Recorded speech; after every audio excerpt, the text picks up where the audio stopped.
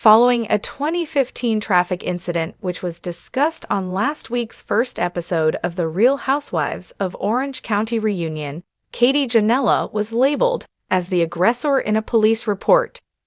Details of Katie's alleged actions and the guy's lawsuit against her, which ended in a $2,945 judgment, have been made public after her co-stars accused her of bringing false charges against a man, allegedly resulting in his unjust detention, according to the Cobb County Police report that In Touch Weekly was able to get and publish on November 12.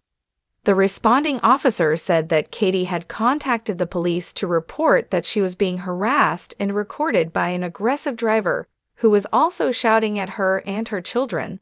The policeman requested Sydney Silva to get back to his car after he saw him filming the family members. However, the officer claimed that instead Sydney approached the police in a hostile manner. The main aggressor and the specifics of the incident were unknown at this point.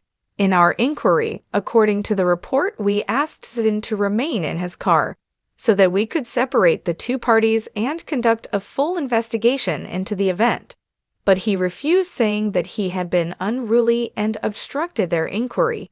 The officer wrote, "I put Sydney in my patrol car because of his behavior and public yelling. The man had been giving her the finger, honking loudly at her and tailgating her closely," Katie informed the policeman. At that point, she further said that while Sade was driving, he was filming her, which caused her children to cry and forced her to stop and exit her vehicle, she said.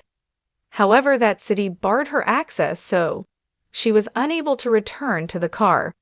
Sydney told authorities that he had video evidence of what truly transpired between him and Ty in the detention facility where he was being held. After seeing two videos of Katie exiting her car, an officer then instructed Sydney to cease filming her. "According to what I saw on the video, Sydney did not obstruct her route to her car." Sydney disputed that he had followed Katie, saying that he had seen her texting while driving with her kids in the car, and when she drifted in and out of lanes, he stopped her by rolling down his window. Sydney observed that Katie followed him home and confronted him as a result. According to the report, Sydney said that if he was pursuing Katie, his car should have been parked behind hers when we got there because we were on the street in front of his house. When I got to the scene, Sydney's car was in front of Katie's, so I was able to verify some of her claims.